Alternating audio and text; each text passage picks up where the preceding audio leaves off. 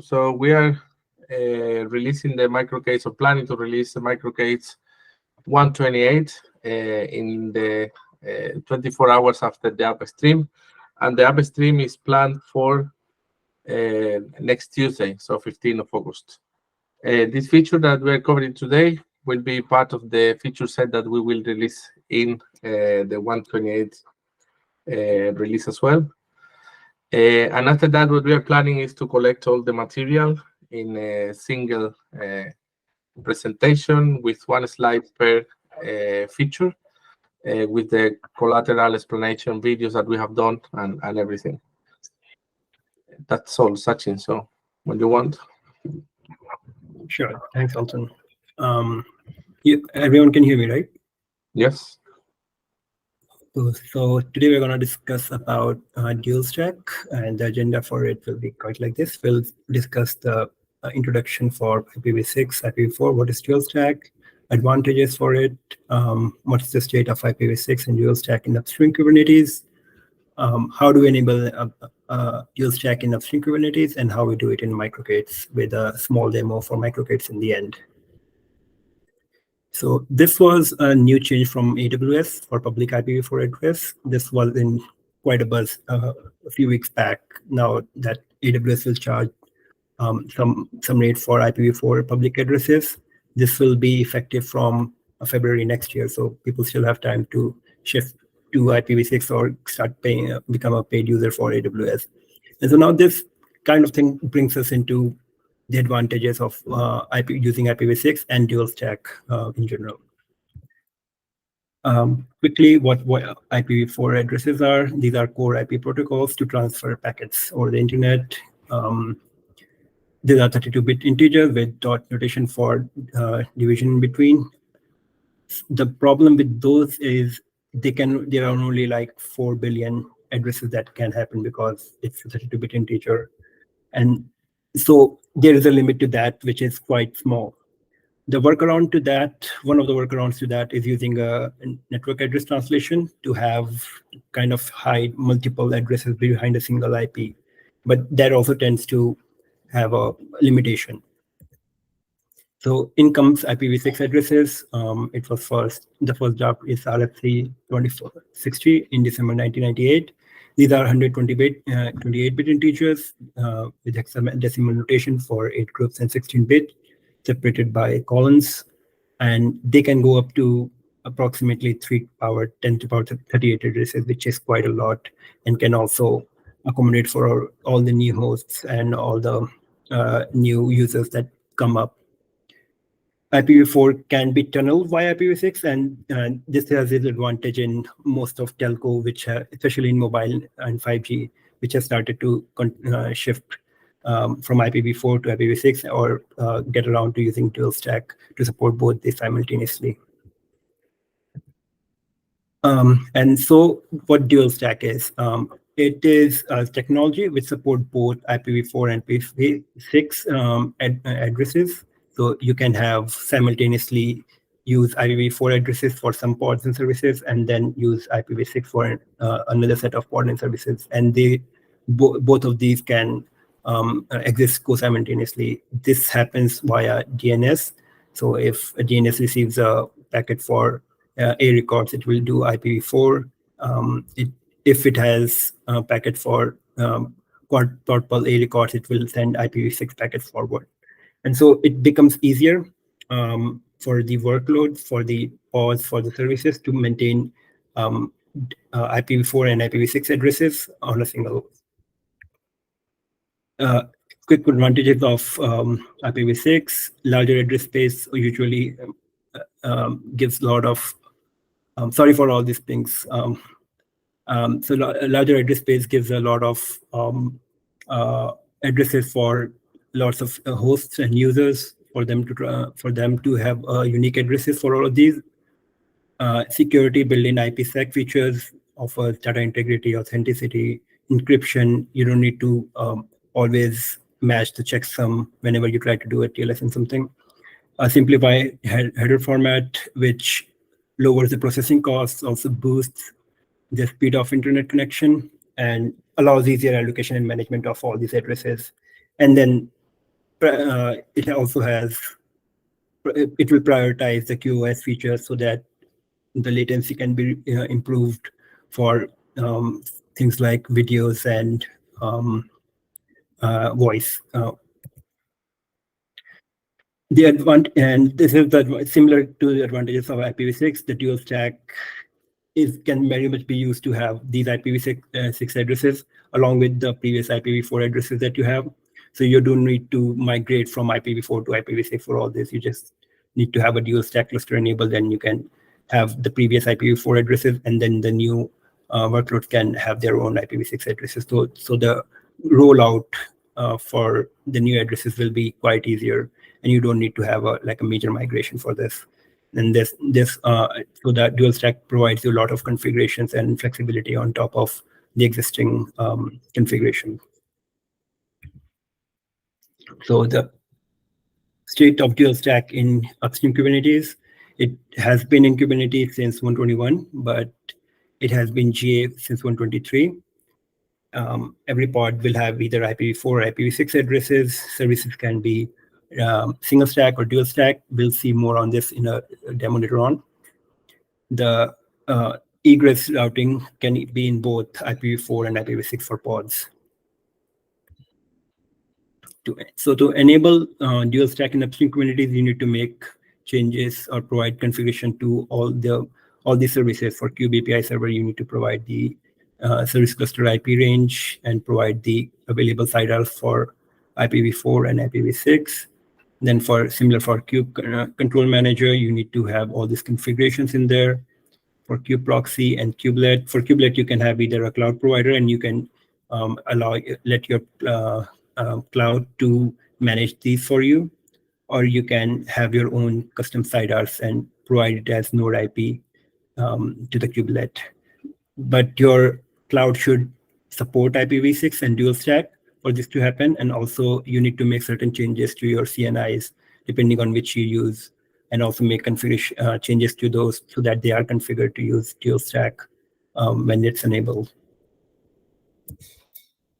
And similar for services, we have two new options for we have IP family policy and IP families. So IP family policies have three configuration. You can have a single stack in which you can define you want either IPv4 or IPv6, or prefer dual stack. You can allocate in any of the two IPv4 and IPv6. You don't need just one configuration.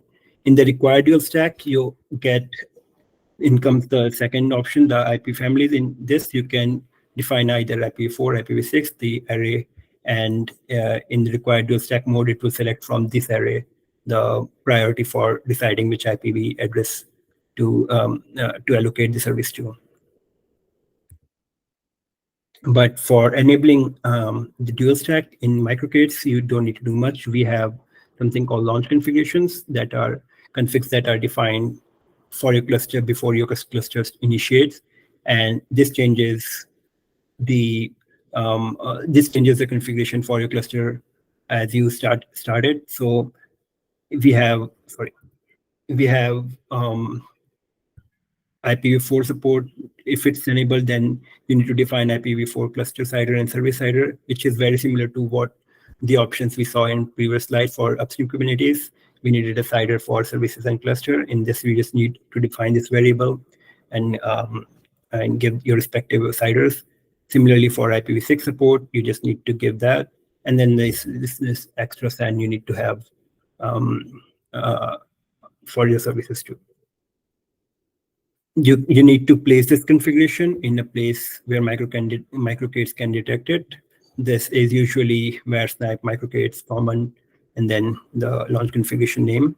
And after that, you just install your microkit service or microkits cluster, and then it will be IPv configured by default. So you don't need to do much apart from this. We'll have a quick demo to show how it is done. Let me share my terminal screen up.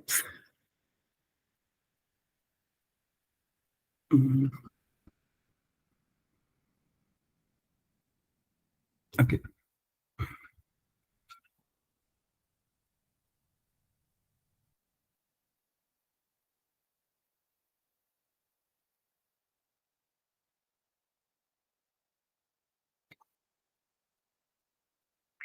Can you see my screen? Yes. All right. So first thing first, we need to have this launch configurations. I have this here. So we need to have these configurations in the specified place, which is where snap microcates common. Let me quickly make that directory.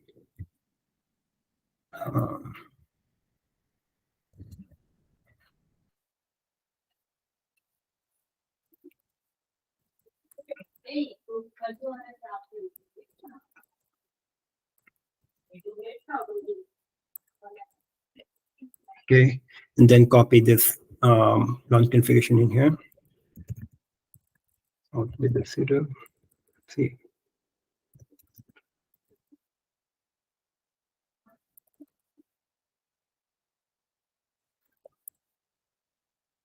Okay, and then we have, let's check that we have configuration in here.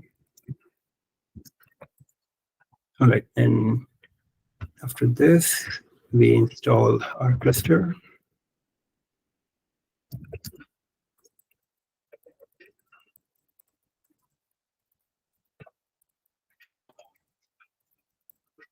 Channel will be, and this is available from 128, so you need to have 28 channel. And it.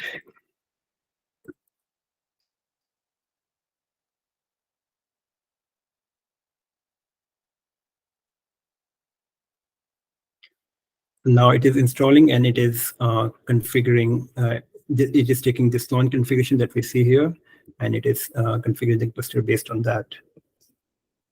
And so the outcome of this will be, because this, you can either support, you can either install more configurations in here. We have DNS enabled by default usually, but now we have this pure configuration here, so DNS might not be enabled here. Let's see. It's just.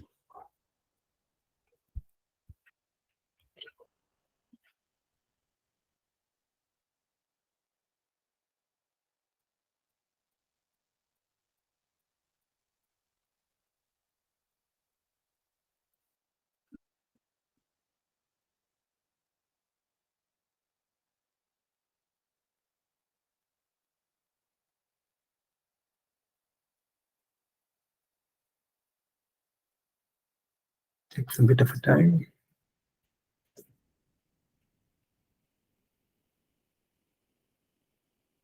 Okay, so usually DNS is enabled because we have applied a pure configurations without DNS and anything. So this does not have, we can enable it.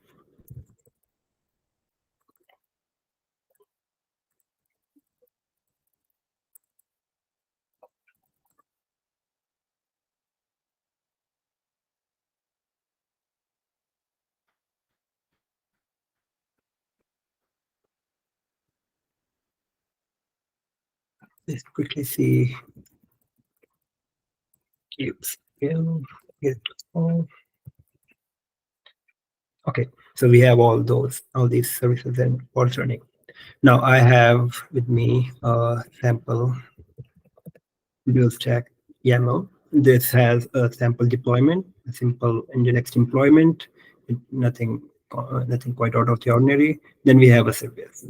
Now, important thing with service is we have defined IP families here, which will be IPv6, and we have defined the IP family policies to be requiring dual stack, and this will take the IP families and the array, which just has IPv6, and will assign IPv6 addresses to the service. Let's apply this.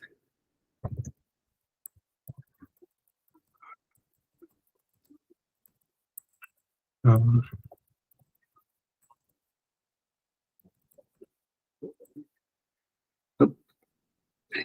Oh.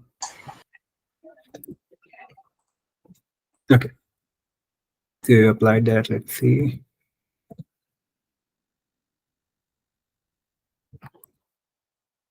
Okay. So you can see the Nginx services now have a clustered IP of an IPv6. Let's check out the endpoint for this.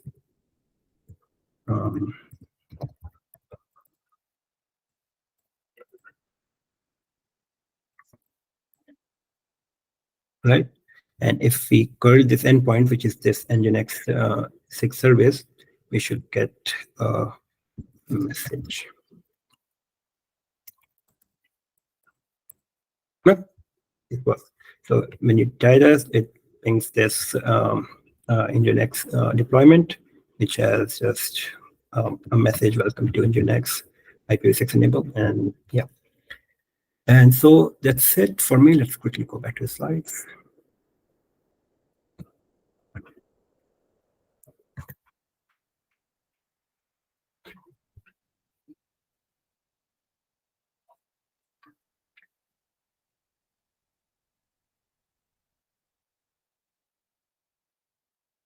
Right. So these are some resources which has microcreate's official docs. You can know more on IPv6, how to enable it, the entire thing that we just did on our docs, and also the upstream docs if you want to know more on IPv6 dual stack, and all this stuff. If you want to try this out, we have 128 candidate, which has this feature. And the stable will come out as soon within a few hours of upstream release. So stay tuned on there. And thank you for coming this. If you want more information, if you want to connect us, we have a Slack channel on microcreates on upstream communities, community Slack. If you have any issues on our, you can report it on GitHub, and we have these sessions every Friday. So, yep. Thanks for coming up. And if you have any questions, please feel free to.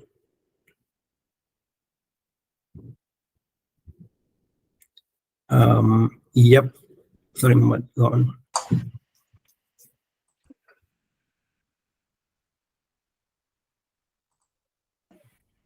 Mohammed, go ahead. I think he misclicked it. Yeah, okay. I did that by mistake, actually. I wanted to do a reaction, so sorry about that. No worries, no worries. Thanks.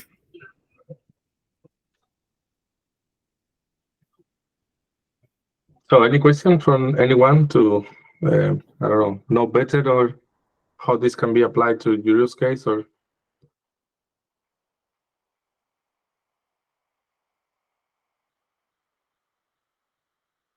No? Okay, so thank you, Sachin. Very good presentation and good recording. And as I said at the beginning, so we're going to upload the video and the slides as well to the YouTube channel called @microcreates. And yeah, I think that's all.